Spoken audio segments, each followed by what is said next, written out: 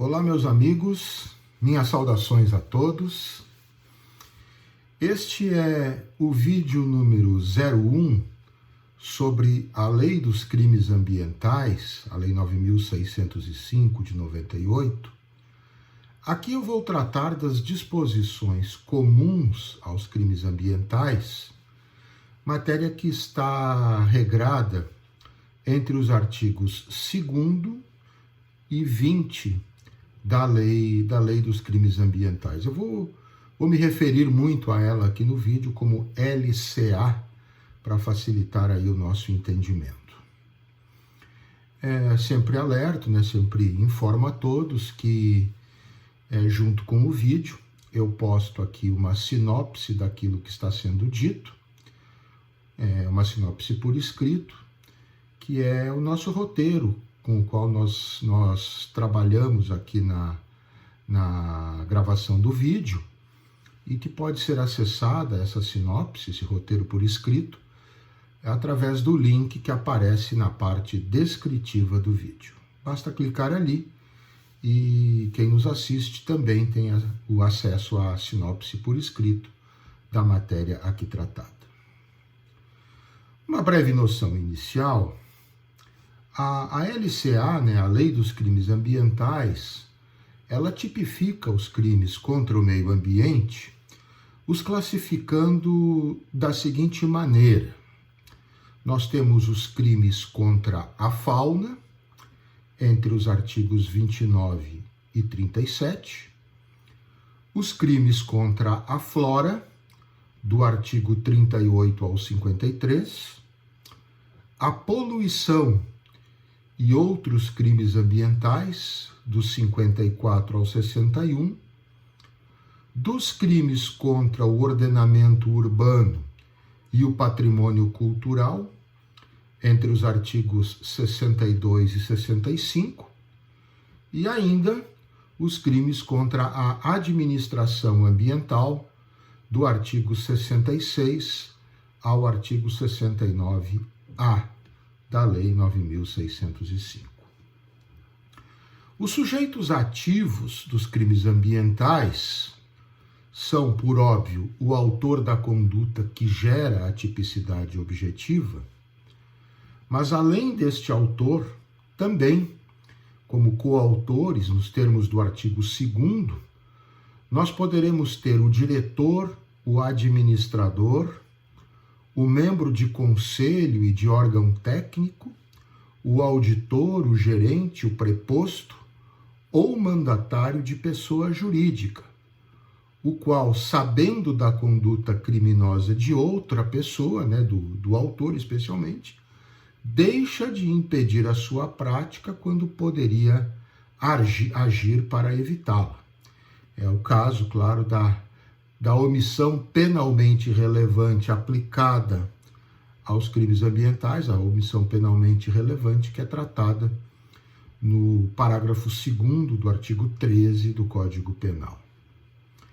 E também, além de todas estas pessoas físicas mencionadas, a própria pessoa jurídica pode ser também sujeito ativo do crime ambiental, nos casos em que a infração seja cometida por decisão de seu representante legal ou contratual, ou de seu órgão colegiado, sempre no interesse, decisão essa no interesse ou no benefício da entidade.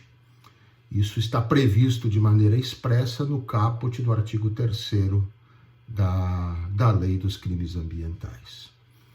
Como sujeitos passivos, nós temos a coletividade. A coletividade sempre tem o direito a um meio ambiente equilibrado, a um meio ambiente sustentável. E, além da coletividade, também qualquer pessoa, seja ela física ou jurídica, que venha a ser afetada pelo dano ambiental produzido pelo crime. São estes, então, os sujeitos passivos. Primariamente, a coletividade e, em caráter acessório, em caráter secundário, qualquer pessoa, seja ela física ou jurídica, que venha a ser afetada pelo dano ambiental que tenha sido produzido através do crime. Com relação à aplicação da pena, lembrem-se que eu estou falando aqui das disposições comuns de todos os crimes ambientais, né? Então, com relação à aplicação da pena, lá no artigo 6º da Lei 9.605, nós temos circunstâncias judiciais específicas dos crimes ambientais. Além daquelas circunstâncias gerais, circunstâncias judiciais gerais elencadas no artigo 59 do Código Penal, nós temos aqui duas que são específicas dos crimes ambientais reportadas no artigo 6º.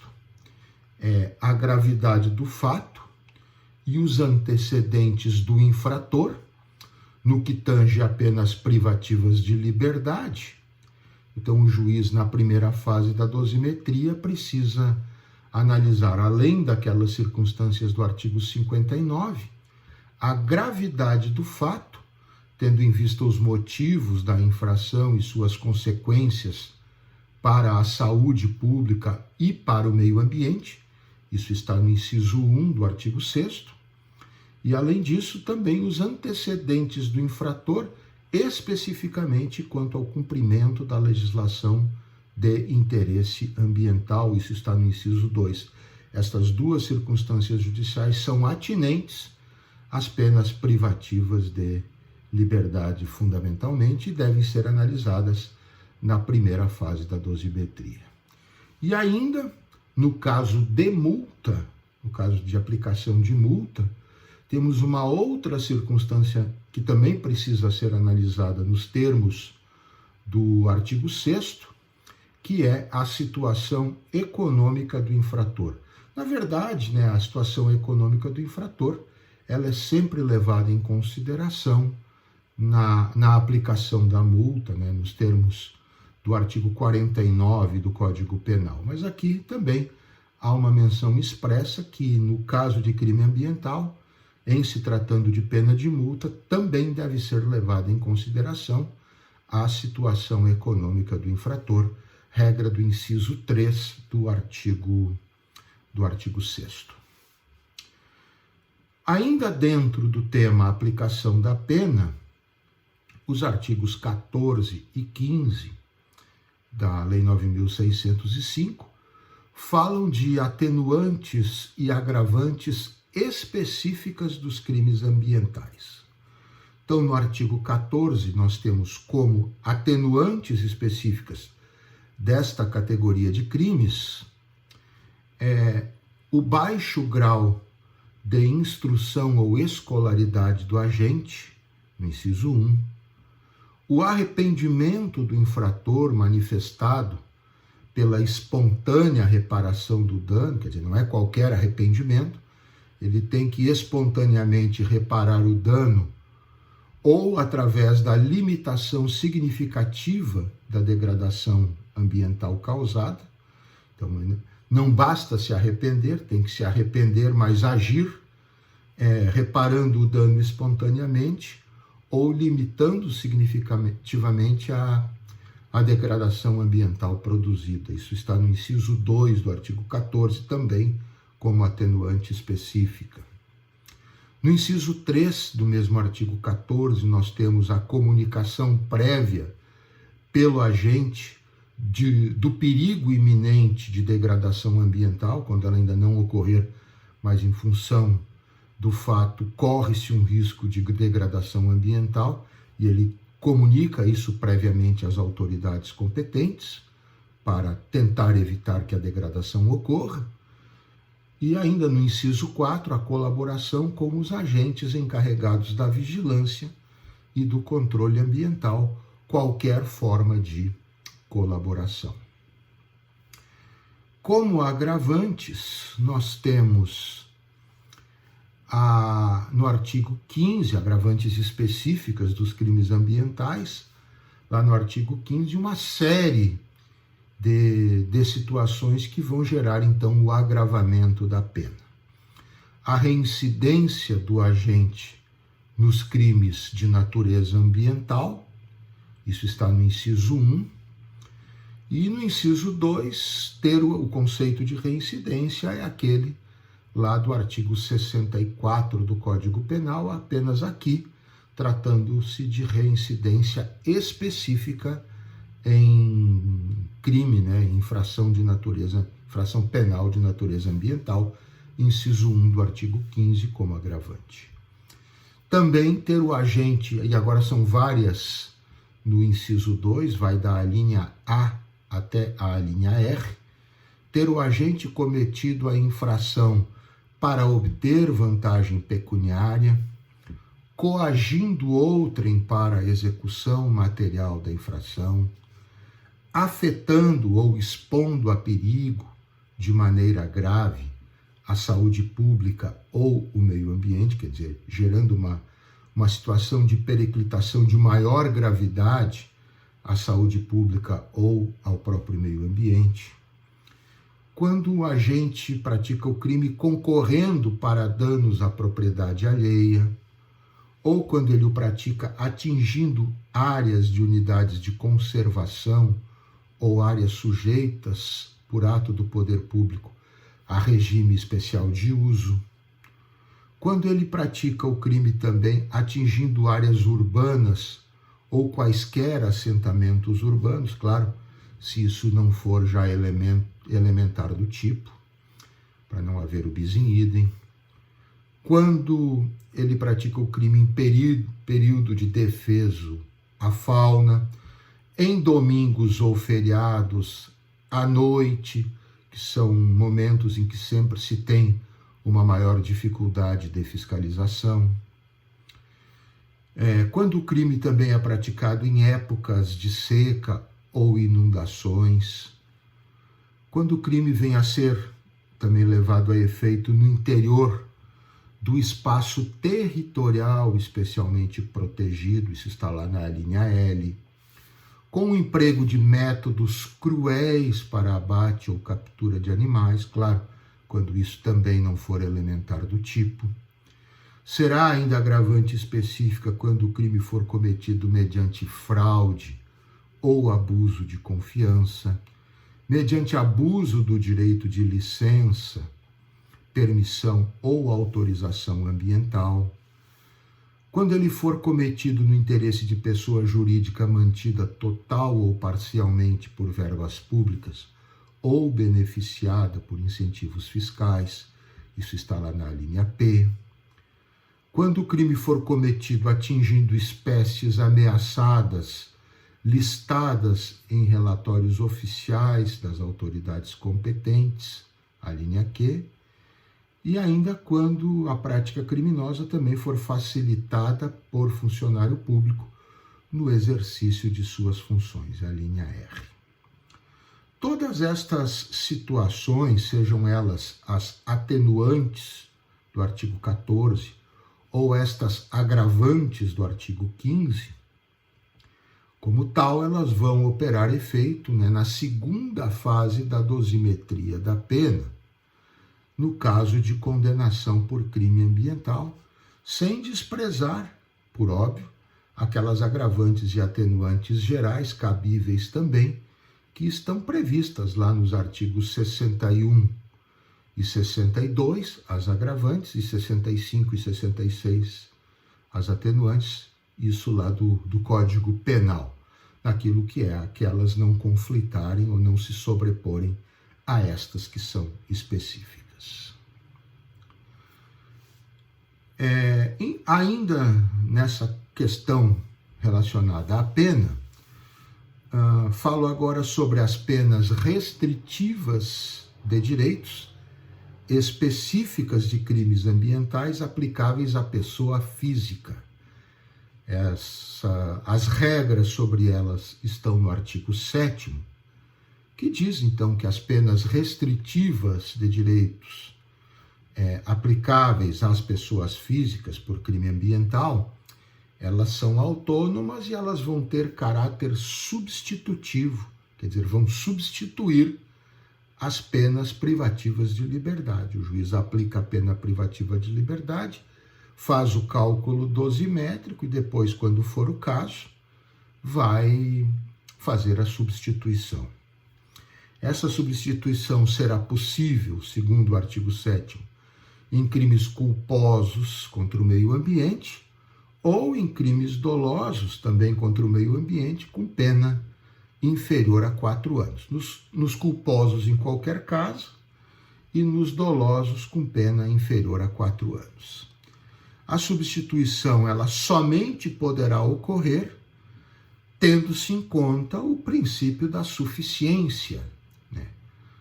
Essa suficiência para a reparação daquele crime que foi, para a reprovação daquele crime que ocorreu e, ao mesmo tempo, para prevenir-se que novos crimes, então, deixem de ocorrer. E essa suficiência, ela é indicada pelas circunstâncias culpabilidade, antecedentes, conduta social e personalidade do condenado, bem como motivos que levaram o condenado à prática do crime e as circunstâncias em si do crime.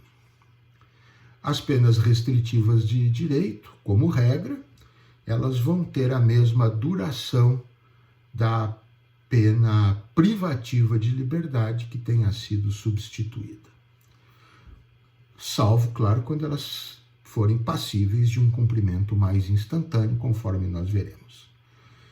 Quais são as penas restritivas de direito em espécie que são, então, aplicáveis às pessoas físicas em caso de crimes ambientais?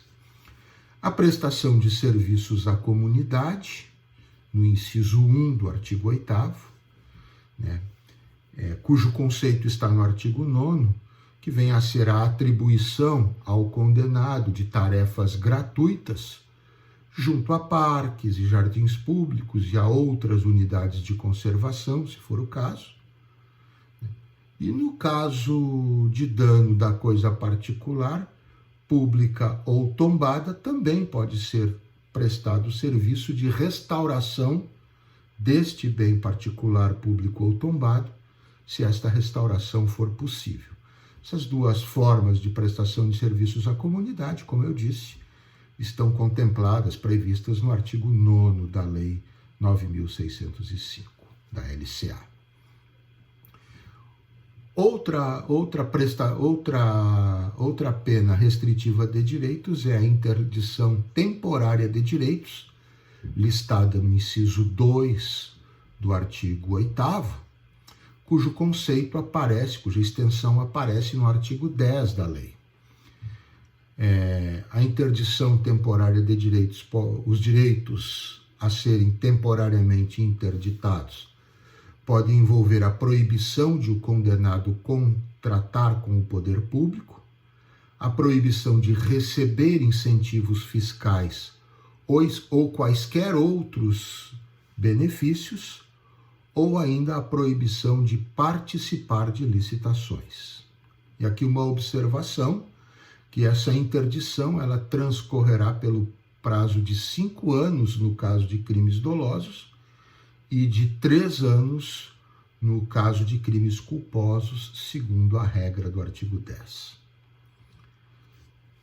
Outra forma de pena restritiva, outra espécie de pena restritiva de direitos, aplicável também à pessoa física, será a suspensão parcial ou total de atividades, está listada no inciso 3, e segundo o artigo 11, ela será aplicada, essa suspensão parcial ou total das atividades, será aplicada quando as atividades daquela entidade, daquela empresa, enfim,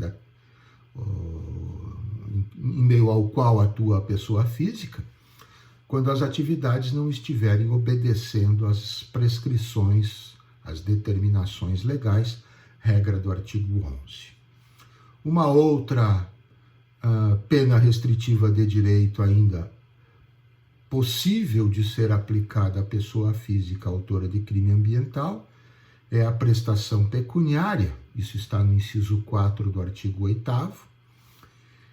A prestação pecuniária vai consistir no pagamento em dinheiro à vítima ou à entidade pública ou privada com fim social de importância fixada pelo juiz.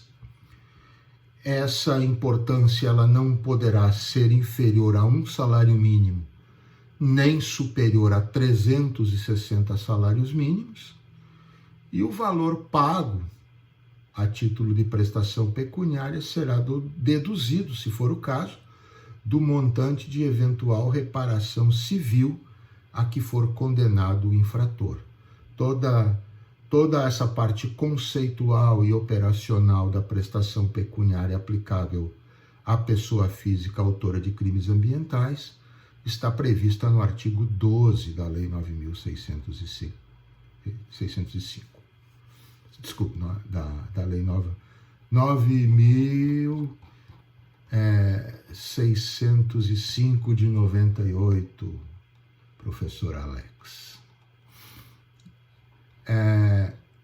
Ainda, como última pena restritiva de direitos, nós temos o recolhimento domiciliar, no inciso 5 do artigo 8º da Lei dos Crimes Ambientais. O recolhimento domiciliar ele é mais ou menos parecido com uma prisão domiciliar, tem a mesma feição, né, tem a mesma modelagem, digamos assim. Recolhimento domiciliar como pena restritiva de direitos, baseia-se na autodisciplina e senso de responsabilidade do condenado. O condenado ele deverá, sem vigilância, trabalhar, frequentar curso ou exercer alguma atividade autorizada, e ele deverá permanecer recolhido nos dias e horários de folga, na residência ou em qualquer destinado à sua moradia habitual, conforme venha a ser estabelecido na sentença condenatória. Esse regramento do recolhimento domiciliar ele está bem delineado, bem especificado no artigo 13 da lei. Falo um pouco agora sobre a pena de multa. A pena de multa também é uma das espécies de pena previstas na Lei dos Crimes Ambientais. A multa, deve ser calculada nos termos do Código Penal, segundo o artigo 18 da LCA. Lá no Código Penal, o cálculo da multa, ele está tratado, toda a operacionalidade da multa lá no Código Penal vai aparecer entre os artigos 49 e 51. E o mesmo artigo 18 da Lei dos Crimes Ambientais diz que, se for ineficaz a multa, ainda que aplicada no seu máximo, né, ela pode ser aumentada em até 3 vezes, ela pode ser triplicada, portanto, considerando-se a vantagem econômica auferida através do crime. A parte final também do artigo 18 da LCA também diz exatamente sobre essa possibilidade de triplicação diante de uma eventual ineficácia da multa aplicada, mesmo que tenha sido calculada no seu máximo legal, segundo as regras do artigo 49 lá do Código Penal. Com relação à sentença condenatória, ela deve fixar um valor mínimo indenizável. Esta regra está no artigo 20 da Lei 9.605. Então, ela deve fixar um valor mínimo para a reparação dos danos ambientais, a sentença condenatória, né? Ela deve fixar esse valor mínimo para a reparação dos danos ambientais que tenham decorrido da infração.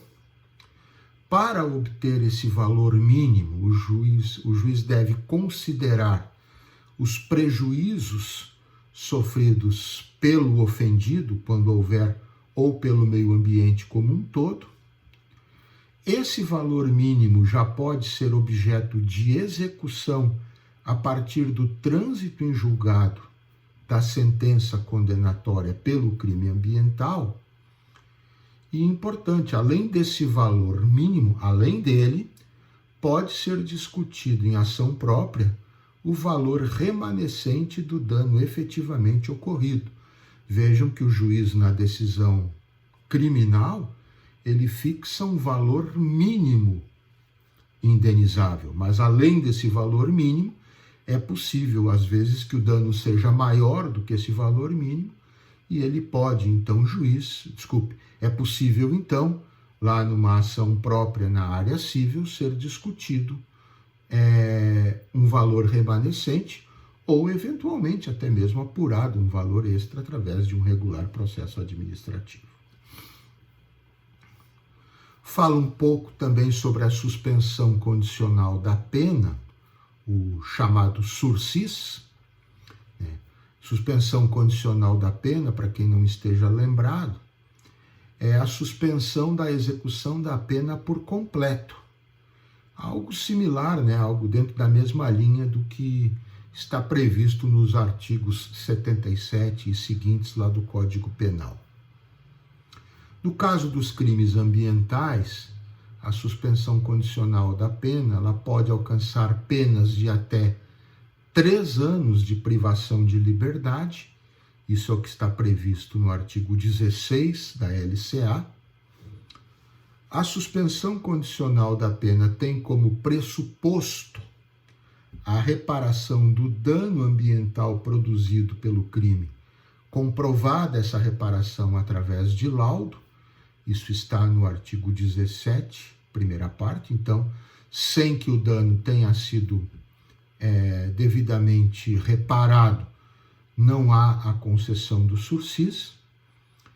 E as condições a serem impostas, o artigo 17, na sua segunda parte, determina que essas condições devam sempre estar relacionadas com questões atinentes ao meio ambiente. Então, são condições que devem guardar alguma relação com a questão ambiental, as condições do sursi a serem impostas pelo juiz, quando for o caso de suspensão condicional da pena, nos termos dos artigos 16 e 17 da LCA. Certo, meus amigos? Sobre as disposições comuns, eram estas as principais, as mais básicas considerações a serem feitas. Eu volto na sequência com o vídeo número 2, relacionado à Lei dos Crimes Ambientais, no qual eu vou falar sobre a responsabilidade penal da pessoa jurídica. Um abraço a todos e até lá.